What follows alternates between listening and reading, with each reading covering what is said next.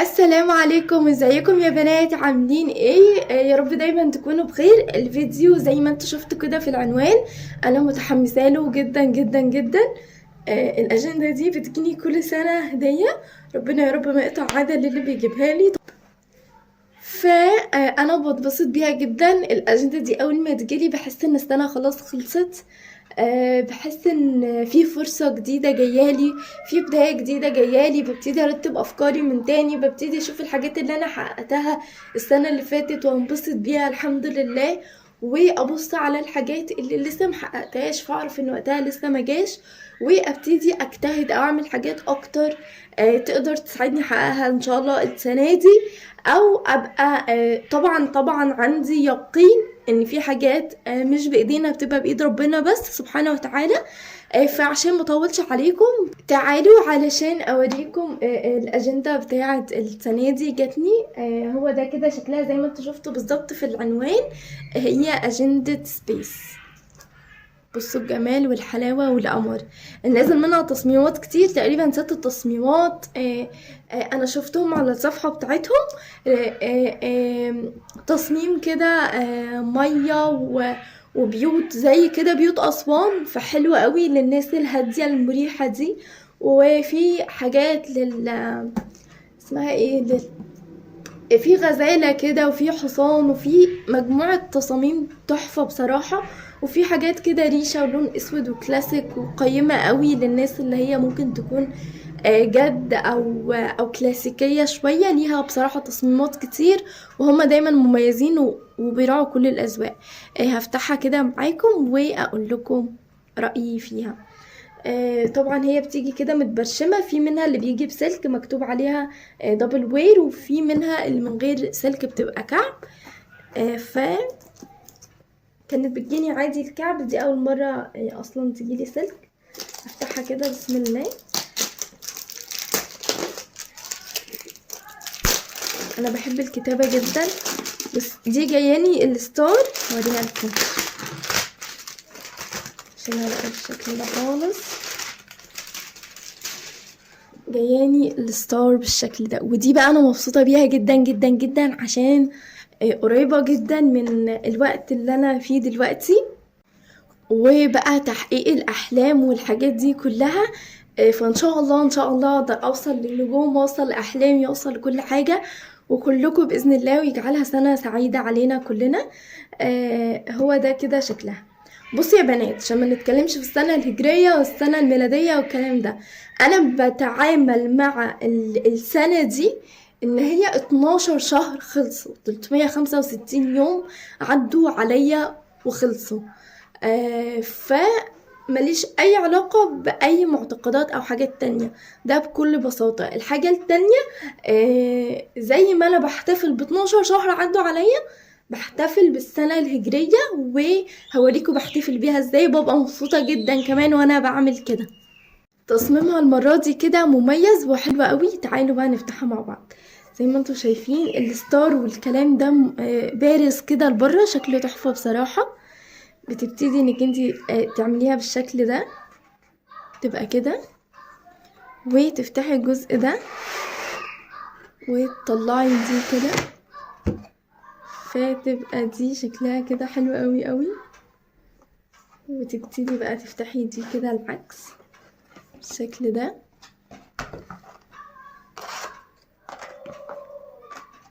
اهي. تفتحيها كده. انا هضطر بقى ان انا اقلب، عايزه اقلب دي. طب ادوني لحظه كده وارجع لكم. فتعالوا كده اوريكم ايه الحاجات اللي موجوده. طيب اول حاجه موجوده يا بنات طبعا هي الاجنده، وده كده شكلها اهي. شكلها حلو جدا جدا. تفتحيها كده. انا اول مره يجيني سلك بصراحه، دايما بيجيلي كعب. حلوه قوي حلوه قوي وشيك قوي وراقيه قوي كده. بيبقى مكتوب فيها حاجات هنا، الاسم وهلو تو ماي اجندا. بتكتبي هنا تاريخ ميلادك، رقم التليفون والشغل بتاعك والايميل وكل حاجة، المكان اللي عايشة فيه. بتبتدي هنا تكتبي الافلام اللي نفسك تشوفيها، الحاجات اللي شفتيها، الاماكن عايزة تسافري ان شاء الله وتروحيها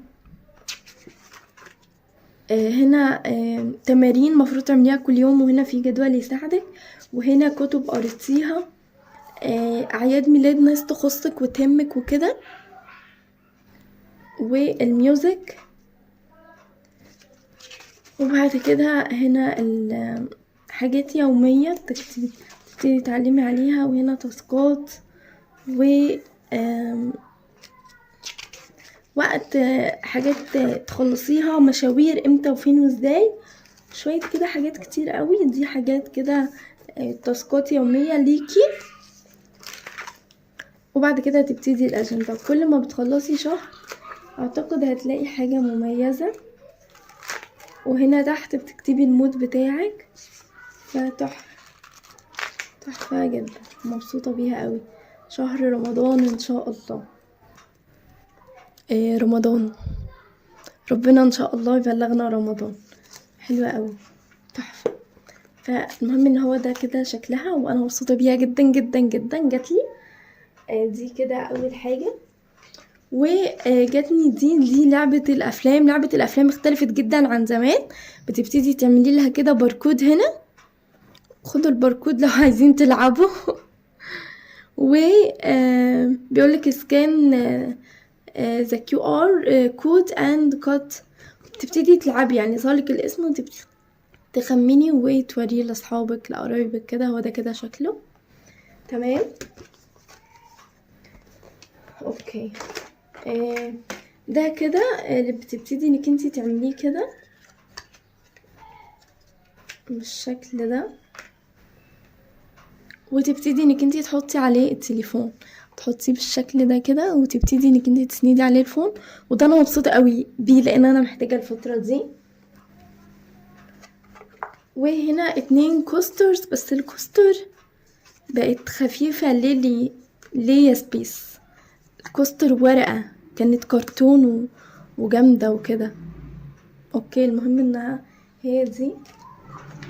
ودي بقى اكتيفيتي حلوة قوي. ده كتاب اكتيفيتي للعب بقى، تلوين. اوريكم حاجات تانية، عايزة بس اوريكم.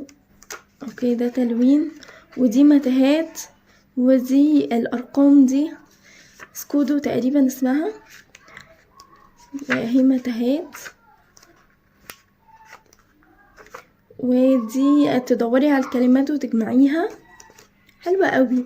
وعايزة اقول لكم ان سبيس براند مصري، براند مصري، دي من احلى الحاجات اللي الواحد مبسوط بيها. طبعا دي تو-دو ليست ما بسيبهاش من ايدي. بصوا بتاعه السنة اللي فاتت اهي، بصوا. بس هي عشان مكتوب فيها حاجات وكده ما بسيبهاش من ايدي، تحفة اهي. دي طبعا دي الاجندة كده، تتفتح كده بالشكل ده،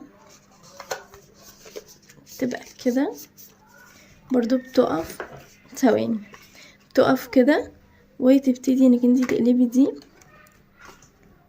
اول شهر بتبقى قدامك كده، حلوة قوي، واضحة ولذيذة.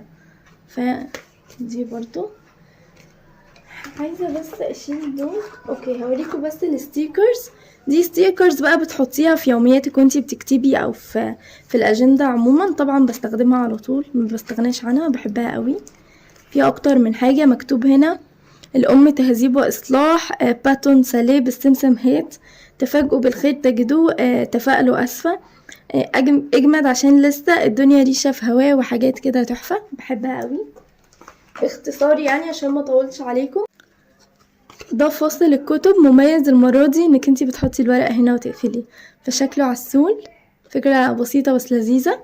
وده الكارد لو عايزة تهديها هدية لحد، بس بما ان هي جاتلي متبرشمة فما اتكتبش فيها حاجة.